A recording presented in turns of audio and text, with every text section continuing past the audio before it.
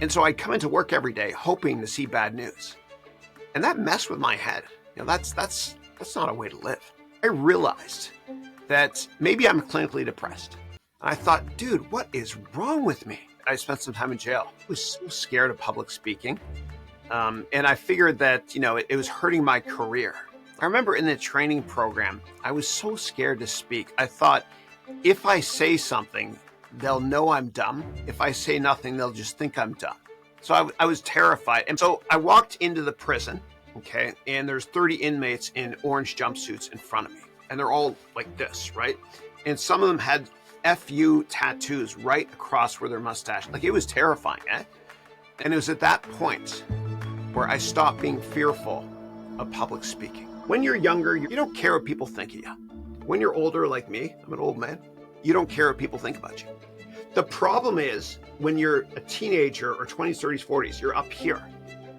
Deadly. I call that the triangle of despair. And you need to avoid that at all costs in your life. Now, the most successful entrepreneurs that change the world, like Elon Musk, Oprah Winfrey, Sir Richard Branson, etc., they live at this level, down here. Today's guest was an early investor into Facebook, which is now worth $1.4 trillion, Palantir, which is worth $130 billion. He's also raised and managed over $1 billion, and he decided to quit his job and quit everything to start a school, an educational platform, which now has nearly 2 million students. So without further ado, I introduce Chris Haroun. Chris, welcome to the Builders and Funders Show. It's a pleasure to be here, Burke. Thank you. Absolutely. Well, I want to start by giving you a little bit of credit because you're one of the reasons this podcast even exists. So for all of you listening, about a few months ago, I'm a part of one of Chris's MBA programs, and I had this idea for software for venture capitalists. So I went to him. I said, "Hey, look, Chris, I got this idea. How do I get in touch with these VCs? Because it's not a world that I know too much about. You've had a venture capital fund." He says, "We should do a podcast." So I said, you know what, that's maybe an interesting idea. So I did, and now we've got over 1,000 subscribers, and we've had former president of Y Combinator, first CEO of Postmates. So Chris, you're a big reason for that. So I just got to thank you. Oh, God bless you. You inspire me. I'm very happy for you. Yeah, I'm honored to be on this.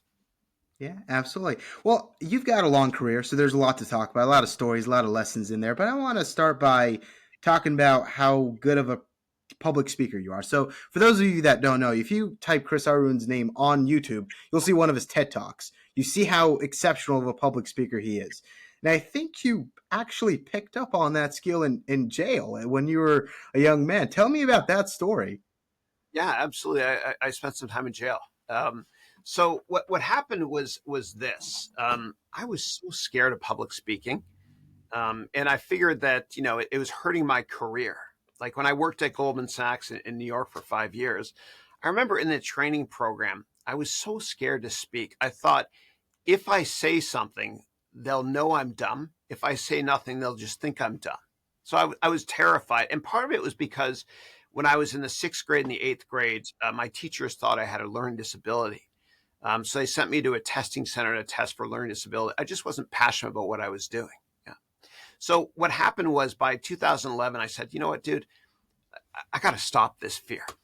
So what I did was through my church, I went into the prison system.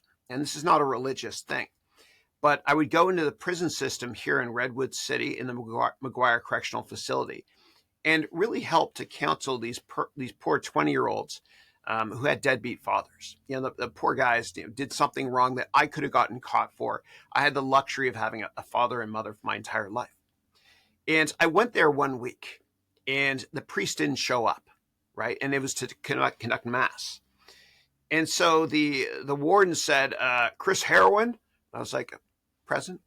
Can you conduct mass? And I said, I can't do that. I don't know what the hell, what that is. I don't know.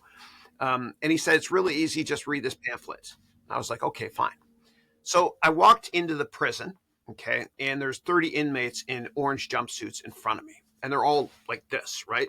And some of them had FU tattoos right across where their mustache. Like, it was terrifying, eh?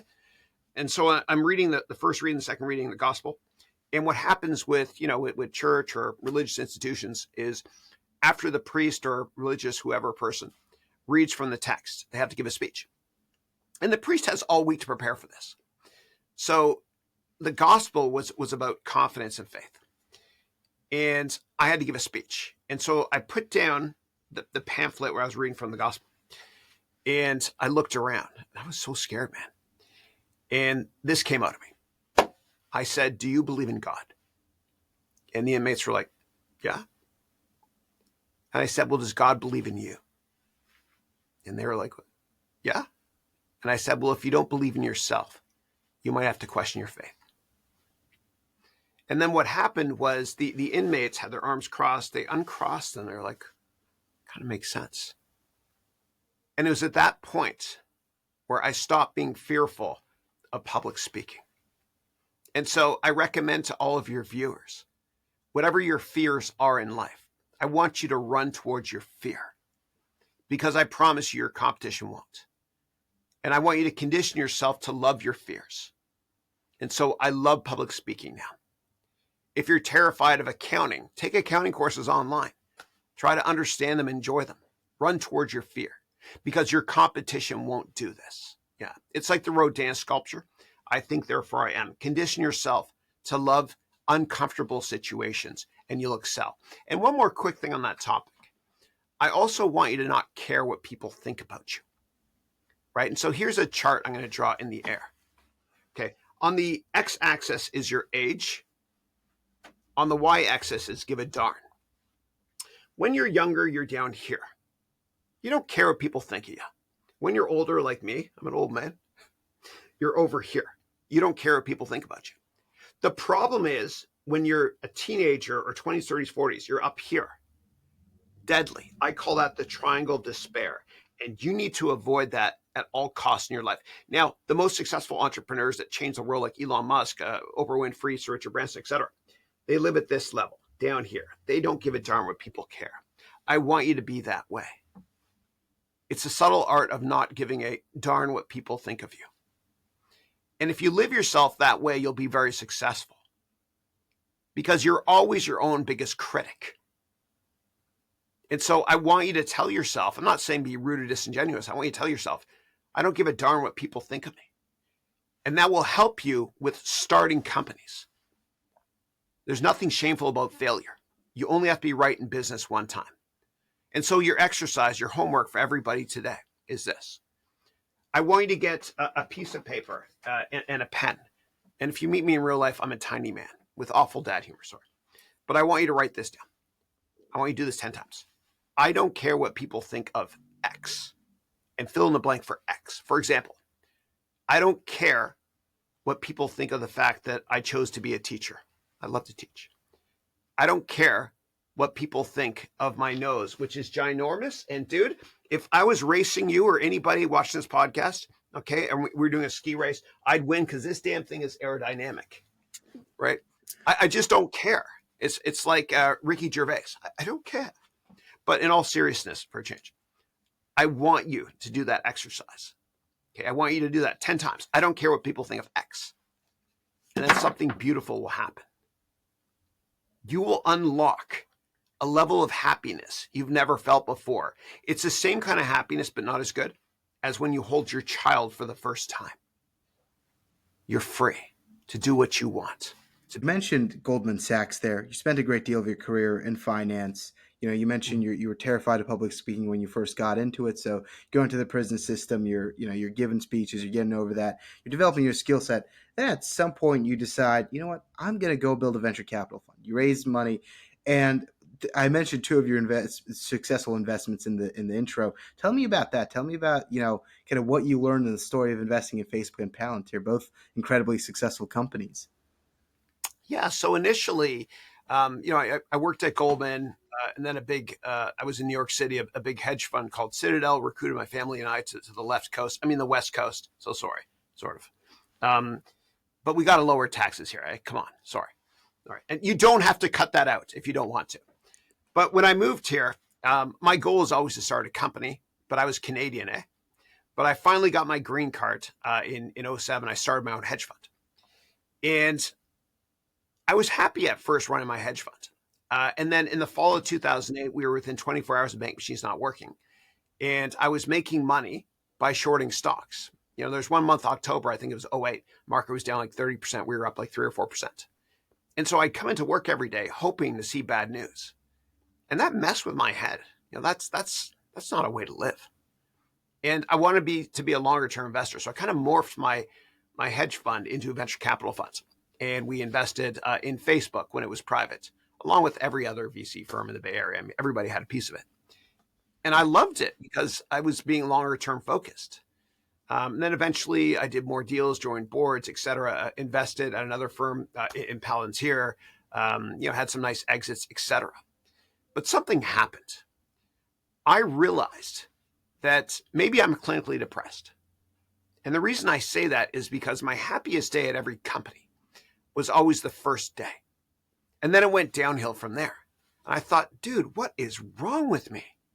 I get these, many accomplishments in my life, and then I start getting depressed. And I thought maybe I should take medication for it. I don't know.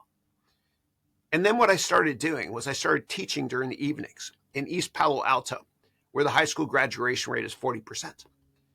And of course, I taught for free. And I felt alive. And I taught at a bunch of Bay Area MBA universities during the evenings as well. And I met with Tony Robbins, who looked to invest in one of our portfolio companies in VC. And he convinced me. He said, Chris, you light up. You light up like Tweety Bird or a Christmas tree when you talk about teaching. Why don't you just chase that? And I was like, you know what, man? You're right. I feel happier doing this. And as Sir Richard Branson said, screw it, let's do it. I quit one day and just said, screw it, I'm just going to start teaching online. And it took off. And I've got humbly, over 2 million paying students in every country. But, the lesson here is chase your passion. Don't be afraid to fail. And if you chase money, you'll lose your money and your dreams. But if you chase your dreams, and if you don't care what people think of you, something beautiful happens, man. Eventually your dreams come true and the money follows accidentally. But you got to be willing to fail because you only have to be right in business one time. And every famous author, for example, has failed more times than you and I have combined. You look at J.K. Rowling, C.S. Lewis, John Grisham, Agatha Christie. They were all rejected by dozens of publishers. But you only have to be right in business one time. It's kind of like how we all have that buddy who's average looking that always dates supermodels or really good looking girls, whatever. And it's because they ask. Because as Tony Robbins taught me, he said, you got to think about pain versus pleasure. The pain of getting rejected by asking her out, and I'm happily married, by the way.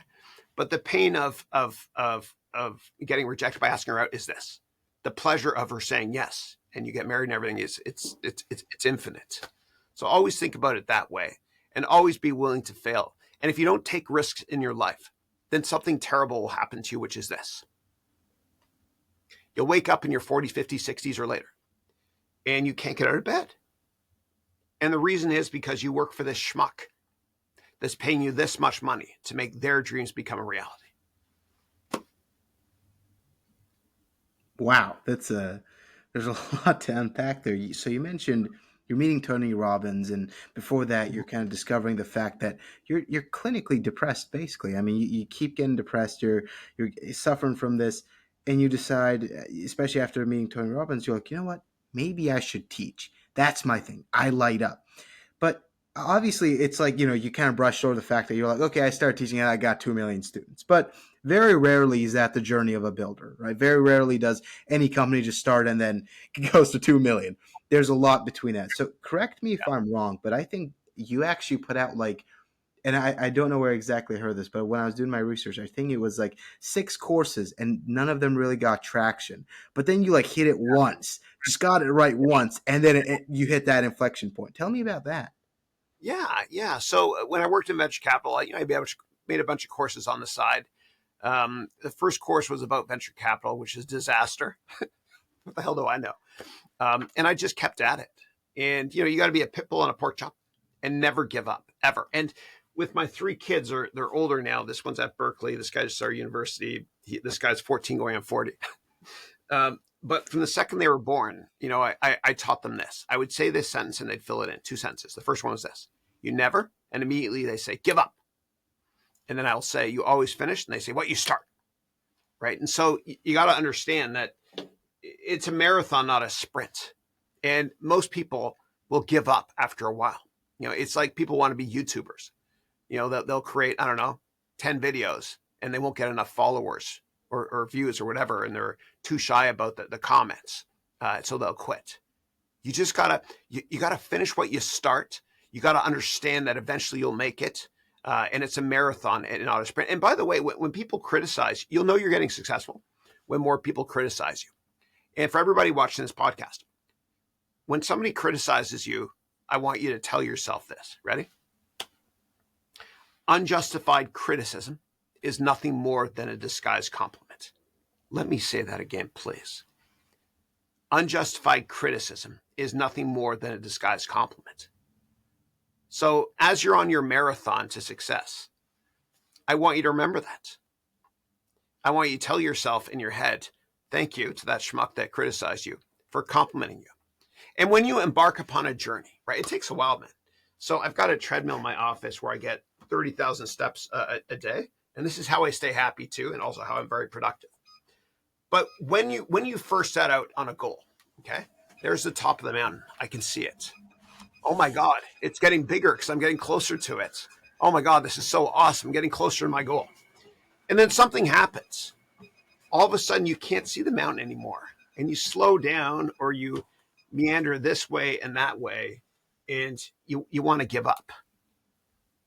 But please remember, the reason you can't see the top of the mountain is because you're halfway up the mountain. You just can't see it, but you're getting closer. So you never give up. You always finish what you start. Absolutely, Chris. I want to go back to one of the other things you mentioned, which is I know we're hopping around here, but you mentioned that when you were investing in Facebook and Palantir, you got to invest alongside some of the best VC funds in the Valley. And there's a story you had about going up to Doug Leone of Sequoia and having a conversation with him. And you mentioned some that very insightful that you learned from him. Tell me about that story. Yeah, sure. So we led the Series B on a company called Cohesi. It's a storage company. And I had a board seat before I left to start my own company. So Sequoia led Series A, we led Series B. And I got to go to Doug Leone's office and just meet with him. I knocked on his door and I sat down with him. He's a rock star. He might be the best venture capitalist in history. And so I talked to him for like an hour and a half. And I got to pick his brain and ask him about successful investments. And he told me, and I'm going to butcher this, right? But he told me something along the lines of this. The type of people that we invest in, and sometimes the type of people we hire, many of them had something happen to them earlier in their lives. We don't know what that is, but something happened that shaped their mindset to make them believe that maybe they're not good enough. Maybe they have a chip on their shoulder and they want to prove the world wrong. Like Elon Musk, for example, the poor guy had the crap kicked out of him a bunch of times when he was younger for being different. And so the best entrepreneurs, maybe they were misdiagnosed with a learning disability or dyslexia or whatever it is. They think there might have been something wrong with them growing up, and this shaped who they are. And that's important because they want to prove the world wrong and put a dent in the universe. And, they're not going to settle for selling their company for a couple $100,000 or a couple $100 million, not even a couple $100 billion. They have this unbelievable appetite for success, and there's nothing that's going to stop them. Those are the type of people that you want to invest in. And quick side note here, but having worked in venture capital and also in the hedge fund industry and at Goldman Sachs, one thing I've learned and I'm adamant about is I will never invest in a company if all the founders have left. It's all about investing in the right people. And that's what I learned from Doug Leone. Yeah. Mm-hmm. You mentioned, they have to have a chip on their shoulder. They have to have gone through something. You mentioned you were diagnosed with this so-called learning disability. You're being sent to do all these tests. And, I kind of had something similar in school where a lot of teachers, I never really listened. I did the exact opposite of what they often told me to. And I'd often go on these obsession trips. I had a YouTube channel. We grew to 6,000 and I'd get yelled at by my principal almost every week, trying to tell me to shut it down, all this kind of stuff. So I've kind of been through something similar, but I want to mention, there's a podcast called How to Take Over the World. Ben Wilson narrates it, and he said something interesting. He's talking about how he's at this panel of entrepreneurs, real successful crowd, and they're talking about hard lessons they've learned from their father. So one guy says, you know what I learned from my father? Don't do cocaine. And then others Yeah. go off and they're talking about their own fathers. And Ben Wilson, he says, I kind of sat there and I thought, am I at a disadvantage here? Because I've got a loving father and I don't have any of those kind of lessons. And so for someone who's listening, they're going, you know what? I don't know that I had some kind of event like that happen to me in childhood. Am I going to be able to be successful? What do you say to someone like that? Well, I would say you could take inspiration from anybody, right? And so I'm a firm believer that traditional MBA schools are not great investments. They don't teach you the most important lessons in life, like how to sell, how to network, how to get customers, how to write a business plan, how to manage your own money. They teach you how to manage other people's money. But you can always get inspiration from successful entrepreneurs. Now, the best books that I love to listen to are biographies. And very successful people, they show their cards. They share their blueprint for success. And the interesting thing is when it comes to entrepreneurs, the most successful ones, they're givers. I know it sounds weird, and a lot of billionaires are givers. And there's a great book called Give and Take, where the author stipulates that the most successful people in the world, the top 1% of people in the world, are givers. And if you give with your heart because you want to help people, call it karma synchronicity, call it what you will. But it always comes back to help you. And when you give and when you mentor other people or teach other people, when one teaches to learn, and you kind of, I don't know, you remind yourself of what your DNA subfabric is for success.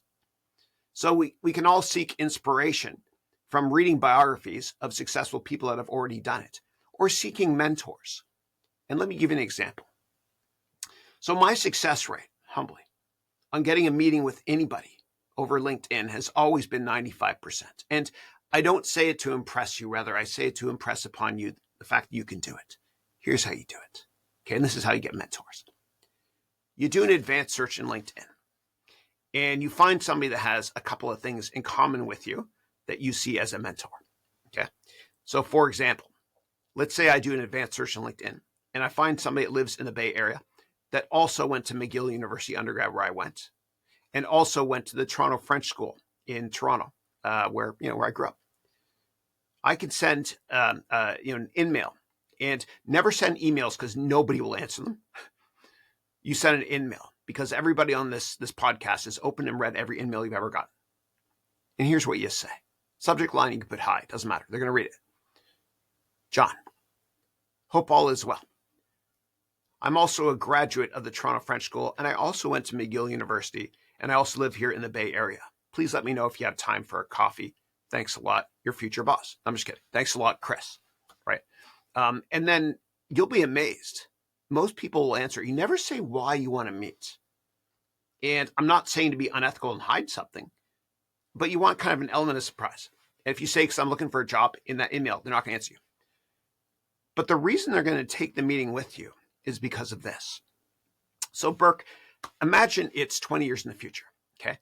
You're way more successful than you already are at a very young age. And somebody reaches out to you that is very similar to you. Maybe they have Turkish roots as well. Maybe they're also from the same place you grew up, and maybe they went to the same school as you.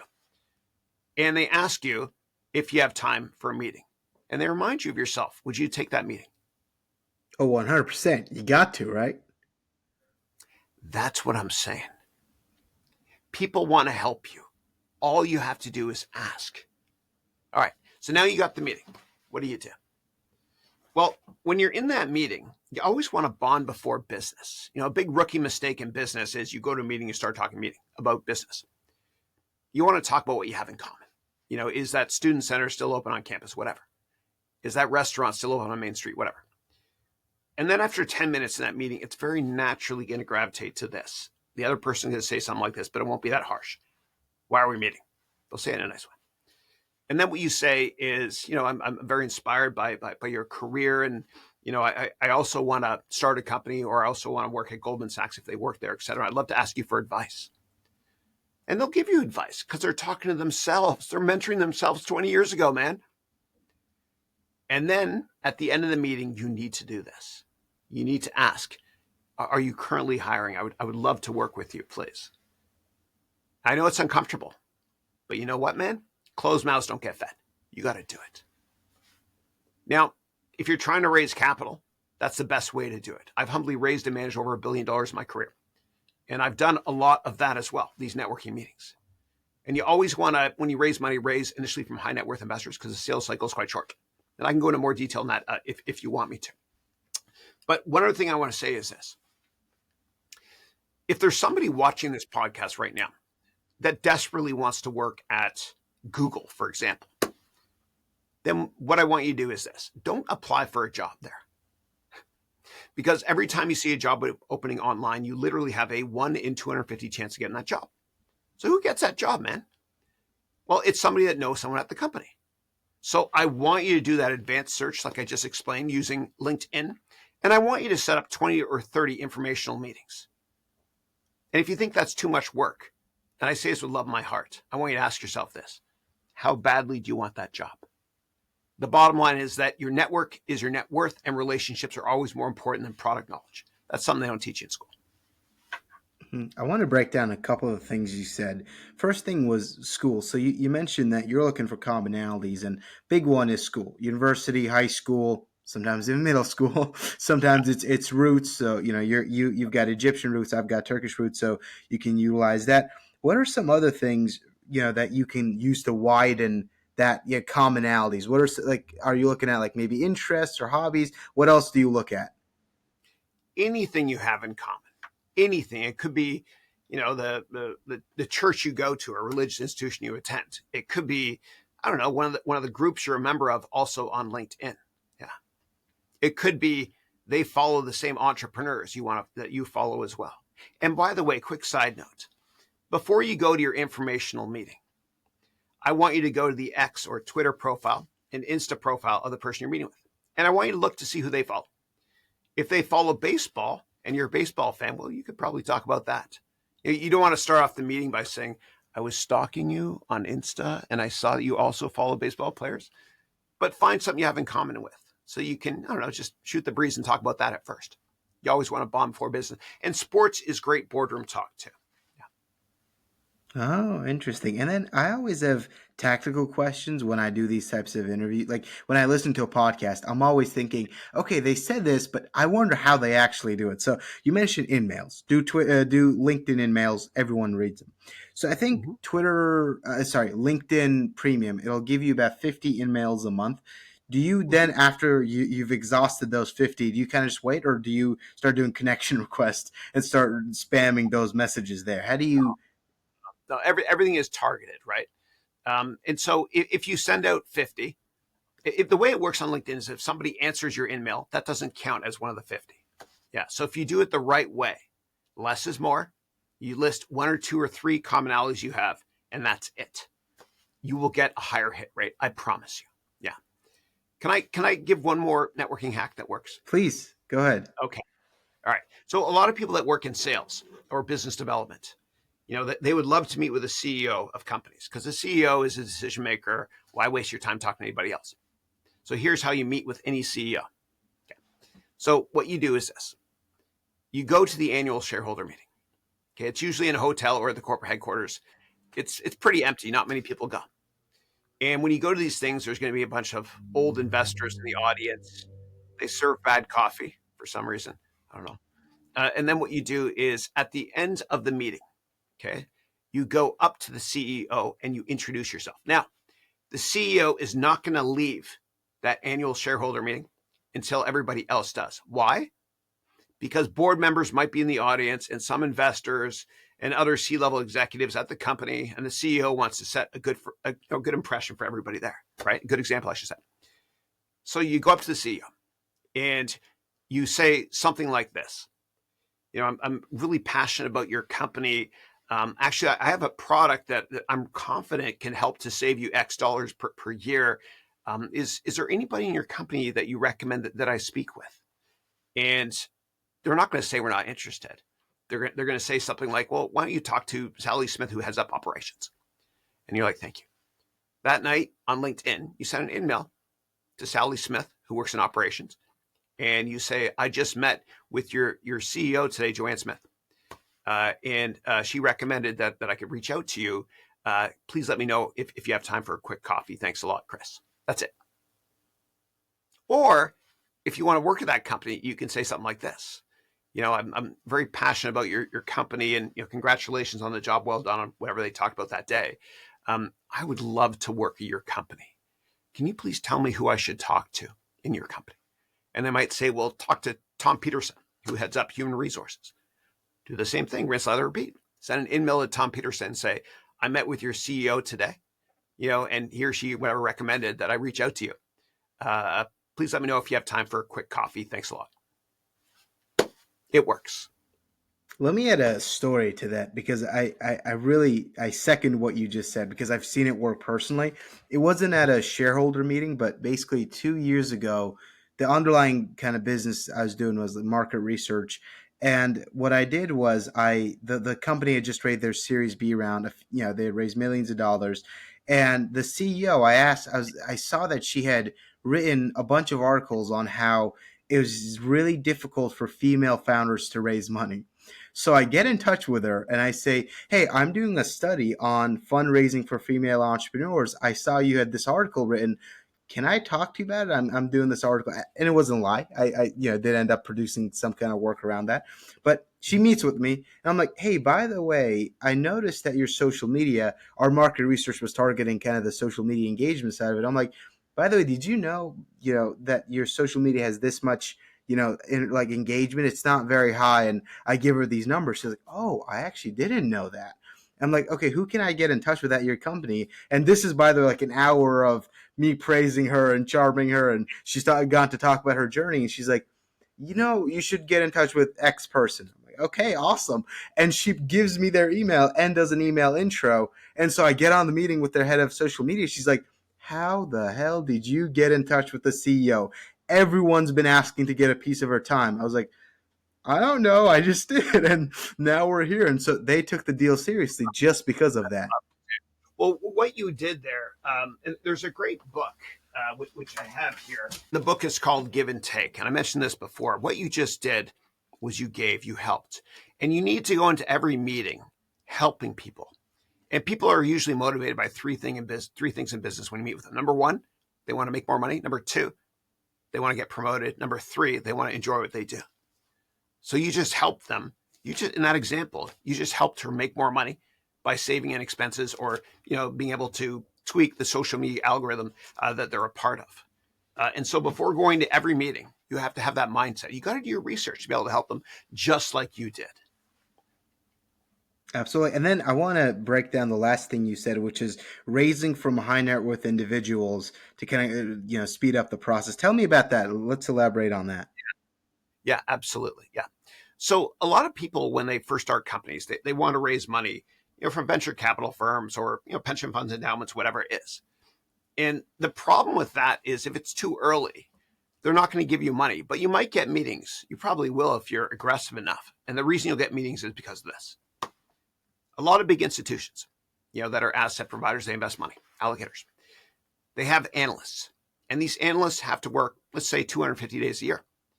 And these analysts have to take 3 meetings per day. So you become a checkbox, 1 out of 750. What a waste of time. So what you got to do is always go to the decision maker.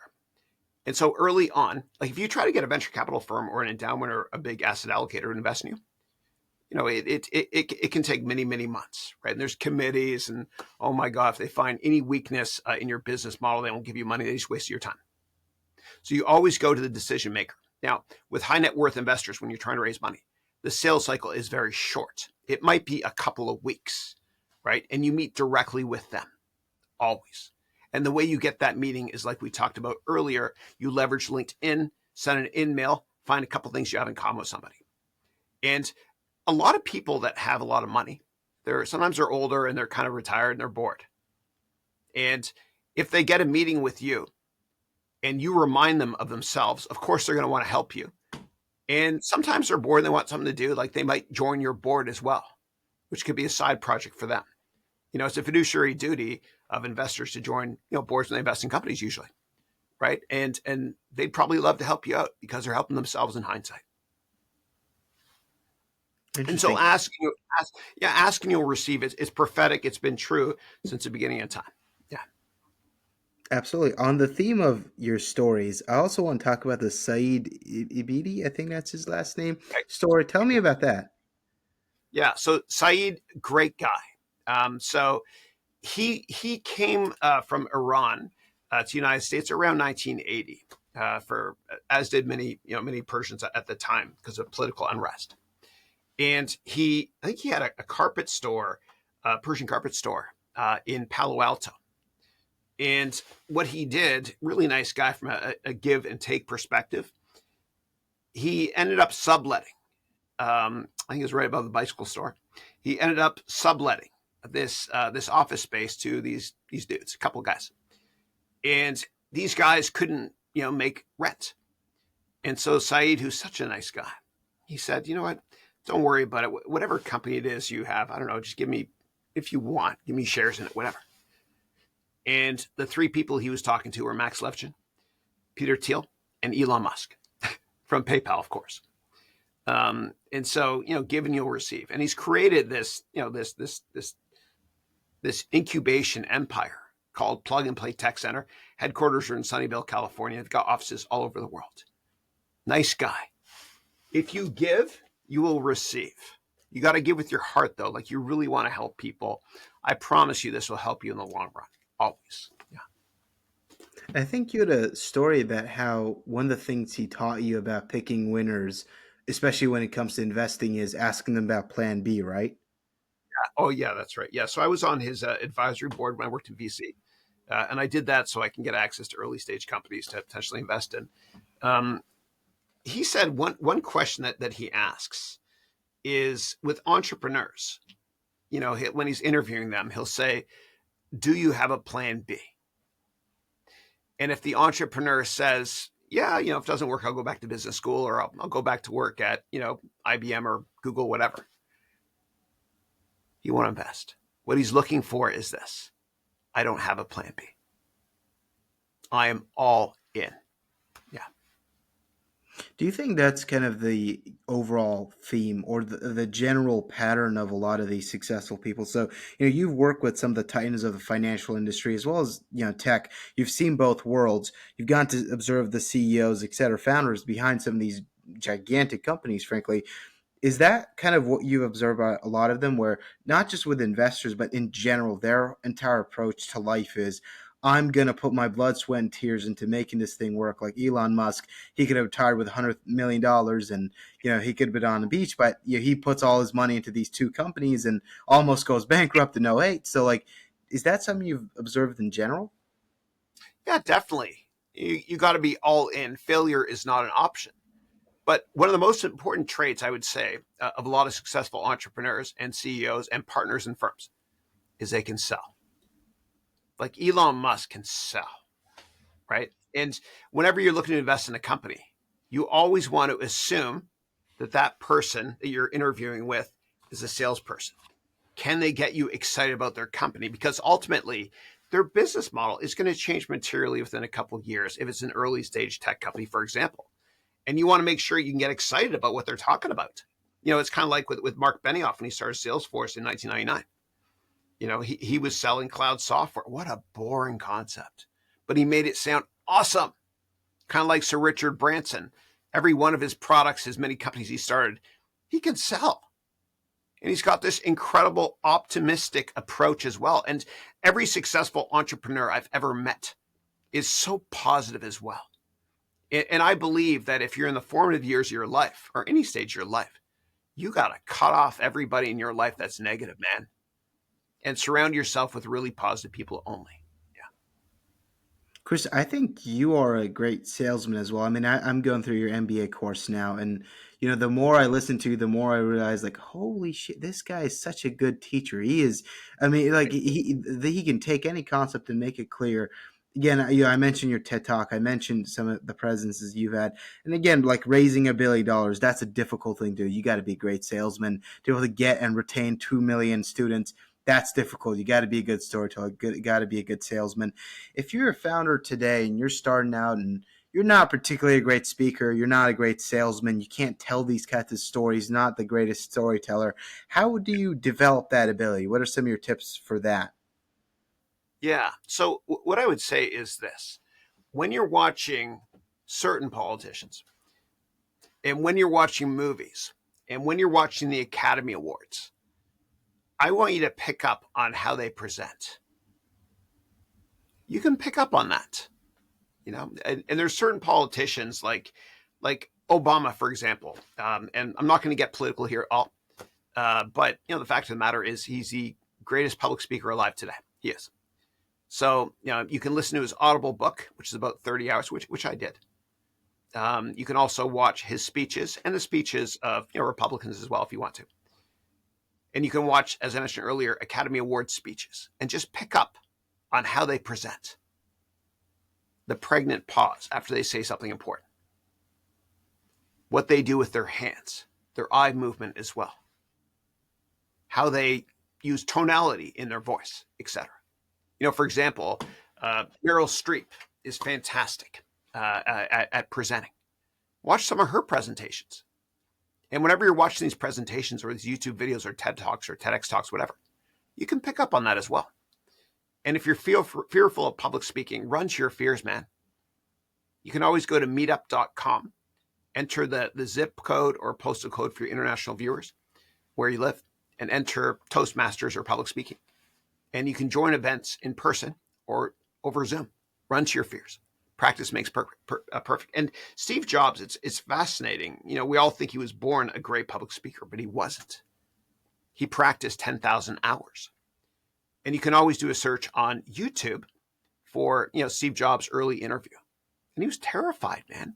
Like, this takes practice. And Malcolm Gladwell, who's also from Toronto, where I'm from originally, he wrote this great book called Outliers. And he's talked about the 10,000 hour rule, which means before you become really successful at something, you practice 10,000 hours. So if you want to, do the Olympics, whatever, usually you get to the Olympics when you're 17, 18, 20, whatever it is. You practice 10,000 hours. Bruno Mars, he thought he was Michael Jackson when he was 5 years old growing up in Hawaii. He practiced for 10,000 hours. The Beatles practiced in Berlin in CD taverns for 10,000 hours. Tiger Woods practiced 10,000 hours before he was like 14, whatever, golf. So practice makes perfect. And as Tony Robbins said, repetition is the mother of all skill. Mm-hmm. On the theme of stories, and I want to talk about, you had this funny story about getting on a 9/11 list because of your Egyptian roots, and then also like using your kind of Middle Eastern roots to raise in the Middle East. Tell me about that. Yeah, sure. So 9/11 is terrible. I worked at Goldman. I saw everything out my window. I worked at the top floor of the tallest building at the very south of Manhattan.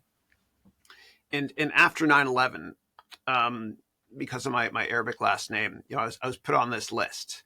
And it was frustrating because, Goldman was really good to me. They were great.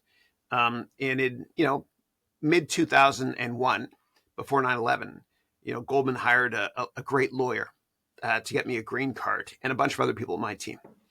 My entire team got their green card very quickly.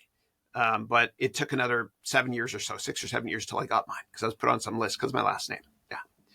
And so, at first I was kind of frustrated about it, and I was like, this isn't fair, and it wasn't fair.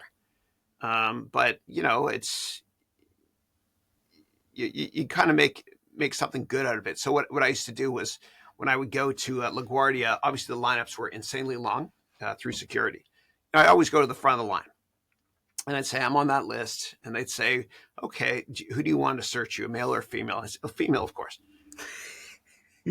And I'm just kidding, sort of. And so I would get through security faster. So it was kind of frustrating. And I thought, oh my God, because my background, am I being penalized for this stuff, right? And, people would make certain comments at certain companies, I don't want to disclose them, that weren't very nice at that time. It wasn't easy to have, an Arabic last name at that point in time. But then I started to embrace it. And I'm very proud of my heritage, right? So my dad is Egyptian. My mother is half Lebanese, and the other half is Irish. That's why I have green eyes, which sucks having green eyes, like a lot of people from Ireland do, because you can't do green screen because you can see right through my soul. So I do blue screen behind me. And a lot of actually actresses and actors in Hollywood, if they're from Ireland and they have green eyes, which I proudly do, they have to wear contacts during movies. Oh my God, I went off track there. Let me get back on track to this 9/11 stuff. So what I did was I started leveraging my last name, and I started going to Dubai and Abu Dhabi, and I was able to raise just a ton of money from there as well. Yeah. So yeah, I'm very proud of my heritage, but it was a little bit frustrating at that point. But I always make the best of everything. Yeah. So and there's an underlying lesson there of like turning a massive, what should have been perceived as a massive disadvantage at the time into an advantage. What are some Yeah. maybe ways someone can do that, or what are some other examples you've seen of someone doing that in the past? Yeah. I would just say leverage your roots to get meetings with anybody that has anything remotely in common with you. And again, you got to solve for X. You got to find somebody maybe 20 years older, more successful than we are, that has something in common with you, which might also be your roots as well, whatever it takes. Yeah. People want to help you no matter what. Just ask. Yeah. Absolutely. Speaking of places you've worked at, there's an interesting story about how one of the kind of hedge funds you were a part of or you're at, they brought in FBI and CIA veterans, with 20 years of experience to teach about kind of how to tell if someone's lying in body language. You kind of received this Yeah. elite kind of intelligence operative training. Tell me about what you learned there and whether others can learn from that experience. Yeah, sure. There's a certain large hedge fund I worked at. I worked at a couple of them, where they hired 25-year CIA and FBI veterans to train us how to tell if a CEO is lying. And this has helped me tremendously in my career. And the reason you want to find out if somebody's lying is in case you're going long or short their stock, whatever. So the way that a CEO is lying is basically comes down to when they move their lips. Okay, that was awful humor. I'm going to move on now. Now, there's four things they told me to look out for, and this works. Okay. Now, as I go through these four things, this is more of an art than a science. And you want three of the four things to be correct, but it doesn't always work. It's very subjective. Here I go. The first way to tell if somebody is lying is if they break eye contact, okay, when they're answering a question. Okay. You know, the second way to tell if somebody is lying, the second of four things, is if they ramble to a simple question. And I feel terrible, but I'm teaching parents how to tell if their kids are lying. And one way, like for example, one of my kids, who I won't name which one, there's a bunch of cookies on the counter that were there the night before and they weren't there the next day. I asked two of my kids, did you eat those cookies? One said no. The other said no. And the third one said, how the heck could I do that? I mean, Dad, look how high up that counter is. I have to go and get that ladder over there and put it over there. It just doesn't make any sense. How would I be able to do that? Plus, there's cookie crumbs in my mouth. No. So that's one way. Another way to tell, the third or fourth ways, if somebody might be lying, is if they touch their face. Okay, so if they touch their face when they're answering a question, whatever it is, they might be lying. And the fourth way to tell if somebody might be lying is if they start shaking a little bit. And that's what that Meet the Parents movie, Robert De Niro interview thing does, to test to see if you're shaking the nervous machine, whatever it is, lie detector. And they might be shaking their foot as well, as long as they haven't had too much coffee. But you also have to look at the demeanor of the person. Like for me, maybe for confidence or lack thereof reasons, when I was younger, sometimes I looked down a lot. I break eye contact. So anyway. Interesting. What are some other like quick kind of tips you've picked up from all those years in finance and tech? What are some other like quick lessons you've learned that have kind of made life a little easier, perhaps? Yeah, I would say, I really believe in what Warren Buffett's philosophy is, which is the longer the view, the wiser the intention. You have to be incredibly long-term focused when it comes to corporate strategy, execution, and investments.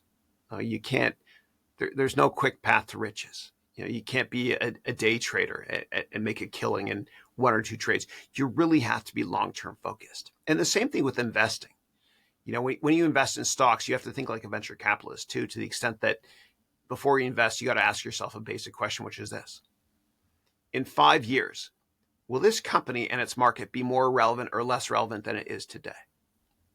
Now, of course, there's a lot of other qualitative and quantitative metrics you got to look at before investing in a company or a startup, et cetera. But you really have to be long-term focused. And it's frustrating to see a lot of people invest in the equity markets. They buy stocks, and they sell at the worst time. They're short-term focused. And Warren Buffett said, the New York Stock Exchange is the only store in the world where consumers sell stuff when it goes on sale. Think about that. Selling something you like because it's cheaper. You got to be long-term focused. And Warren Buffett, whenever he invests in a stock, he always tells himself after he buys a stock that he's assuming the market will be closed for 10 years. You have to be long-term focused because most people are short-term focused. It's the only way to win. Yeah. I'd say another success driver I've noticed from successful people is they're very unemotional. And you have to be unemotional as well about business. I've worked at hedge funds where we've made a killing on M&A deals, and the founder of the firm is not happy. He's just normal, like an emoji looks like this. And similarly, when we lose a lot of money, they're not freaking out, because if you're emotional, you'll make the worst decisions at the worst time. You have to remain unemotional always. Yeah.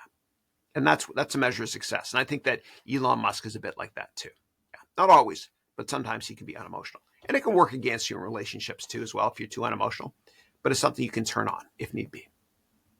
You mentioned Elon Musk. Sometimes it's Asperger's and autism, and that's why sometimes they're on the spectrum. But if you're like a founder and you're thinking, or even an investor, you're working in finance, maybe you're a venture capitalist, and you're thinking, how do I make sure that I'm not too excitable or I'm not too emotional when it comes to making these decisions, whether it's sitting with a customer or founder you're about to invest in? How do you cultivate? How have you cultivated that as a muscle? Yeah, it's tough. My dad gave me great advice. He was a great business person. This is old school, but I remember once he told me, if you ever write a letter and it's slightly critical of somebody, don't send it that day. Put the letter in your drawer. And if you wake up the next day and you still feel the same way, then mail the letter. And of course, it's deadly with email because, as Warren Buffett once said, it takes 30 years to build a reputation and maybe 30 seconds to ruin it. Yeah. So put yourself in the penalty box for a while. Yeah. And you got to Oh. take one day off a week as well, because if you don't take one day off a week, you'll burn out and you'll be emotional and you'll make the wrong decisions at the wrong time. And that's why our forefathers and foremothers, with the 10 Commandments, which is the basis of many great religions, one of the rules is to, take one day off a week. We have to do that. And that'll keep us sane and unemotional in business as well. Yeah. Oh, interesting. So the first one's kind of so I think I was reading the 48 Laws of Power, and I think this was one of the lessons there. I think it was a story about how Abraham Lincoln, during the Civil War, one of his generals went up against Robert. What was it? Edward E. Lee? No, Robert Lee. Robert Lee. Yeah. Robert E. Lee, Yeah. right? One of the most admired generals in American history, and he loses, or he doesn't charge, and he makes this mistake, and Lincoln is furious. He's losing Yeah. his mind, and so he goes back and he writes this angry letter. He's about to demand him to, demand that he resigns, or is going to fire him. He's going to make an emotional decision. He decides, you know what? Let me just give this a day. And so he puts the letter in on his desk, and he goes back, gets some sleep, and next morning he's like, you know what? I can understand the position he was in. I wouldn't want to fight Robert E. Lee myself. I'm gonna, I'm gonna discard this letter. And so I think that's an interesting lesson. Yeah. Yeah. Yeah. And when it comes to business, when you're in senior management or startup, sometimes the success of your business comes down to one decision a day. That's it. So you want to make that decision at the right time. So, for example, Jeff Bezos, his day would start around 10. He'd have a meeting around 10, but never late in the afternoon. He always wanted to make decisions when he's fresh at the right time. Absolutely. Chris, you talked a little bit about kind of lessons, etc. I want to ask you, you've got 2 million students. Something I'm curious about personally is, how do you memorize, or how do you remember, like when I join some of your MBA calls, I'm always astonished by the fact that you remember details about people when there's so many people that you interact with. I think it's a important skill for founders to have the memory trick, because if you're in sales and you're speaking to investors and customers, you got to remember stuff about them. So how are Hmm. you? Are there like memory tricks you do? Do you like make up songs? Like what do you do? Yeah, yeah. I don't know. I just remember, like, I really do care deeply about my students. I'm always here to help people. Um, but one of my problems, though, to be intellectually honest, is I forget names, man. And the great thing about Zoom is that our name is always in the corner there. But dude, I could go to a party. Like I go with my wife to parties. Her name is the same as mine, which is Christine. Well, my name's Chris, but no one forgets our names, right? And I'll talk to somebody for like a million hours at a party. And then my wife will come up and it's so uncomfortable because I know everything about this person except their name. So what I do is this, here's my hack. When my wife, and everyone remembers our names because it's the same name kind of, but when my wife comes up to me, if I go like this, she'll introduce herself, right? So I rub the back of my neck. And so by the time that the party's over, I've like gotten rid of 8 layers of skin on the back of my neck. It's all red and stuff. Yeah. But if you Oh, do what you're passionate about, if you do what you're passionate about, you don't have to memorize anything. It just comes to you. Oh, that makes sense. Now, Chris, I want to thank you for your time. We're almost at an hour Yeah. here. Before we end this off, though, I Yeah. do want to take a minute to talk about your philanthropic efforts. You've been building schools in Rwanda. I saw your recent post about it. I want to, give you a chance to talk to the audience about that. Yeah. Thank you. Yeah. So if you have a sense of purpose in your life, like whatever it is you're doing, whatever product or service it is you're selling, if you tell yourself you're really helping them from a quality of life perspective, make their lives better, it makes it so much better and easier to get out of bed. And so for me, I'm a teacher when one teaches to learn. And my purpose, my passion, my raison d'etre, because I believe that every problem in the world can be solved with education. I want to leave this world in better condition than when I arrived in it. So what I'm doing is I'm building 1,000 schools in Africa with students of mine. So we finished Rwanda last year. We're doing Kenya this year, and then we do Nigeria next year, one per year. So that's just that's the purpose of what I do. I just want to help and die broke. But I have to be open with you and transparent in saying that if I was a quota carrying salesperson, I would be fired so many times because 1,000 schools is a lot. I'm going to do it come hell or high water. I'll figure it out. But as James Cameron, the wonderful director producer, who's also proudly Canadian, said, if you set your goals this high and you fail, you still fail above everyone else's expectations. But I will find a way to build those 1,000 schools. And I think you're financing a big part of it through your educational platform, right? I'm paying for most of it myself. Yeah. Now the charities are always in the names of my students, not mine. Yeah. Oh, that's absolutely awesome. I do want to ask you one other question before we go. So Sure. you've gotten over 2 million students. You've got over 100,000 on YouTube. Want to talk a little bit about audience building just before Ooh, we end this off here, sure. because I think that's an important there's an important lesson there as Yeah. well. Yeah. Yeah. So I would say, you know, our purpose here on this planet is to serve others. And if you give, you'll receive. And so when you create social media content, you're like, don't think of it as marketing yourself. Think of it as you creatively trying to help other people. Yeah. And I believe that, like, when I grew up, my dad's a doctor. My brother's a doctor as well. The path to success was, I don't know, be a doctor or a lawyer. Nobody mentioned teacher. Um, but I believe that the next generation, they're going to want their kids to be teachers because from a compensation perspective, and I believe that capitalism can fix problems in the world. But from a compensation perspective, teachers are going to be the highest paid people in the entire services industry. Because if you're a doctor or, God forbid, a lawyer, unless you're a civil rights lawyer, then I love you. But if you're a doctor or a lawyer, you can only have one customer at a time, meaning one patient at a time. If you're a teacher and you teach online, on whatever platform it is, you can have a gazillion students at the same time, even when you sleep. It's the most scalable business model ever made. And for more details on how I think that education and technology can change the world, you can search for my YouTube, on YouTube, my TEDx talk on that topic. I really do believe that wars occur and bad things in the world because of a lack of education. Well, now that we have basically free or accessible education online in almost every country, I'm really optimistic about the future because of this. Yeah.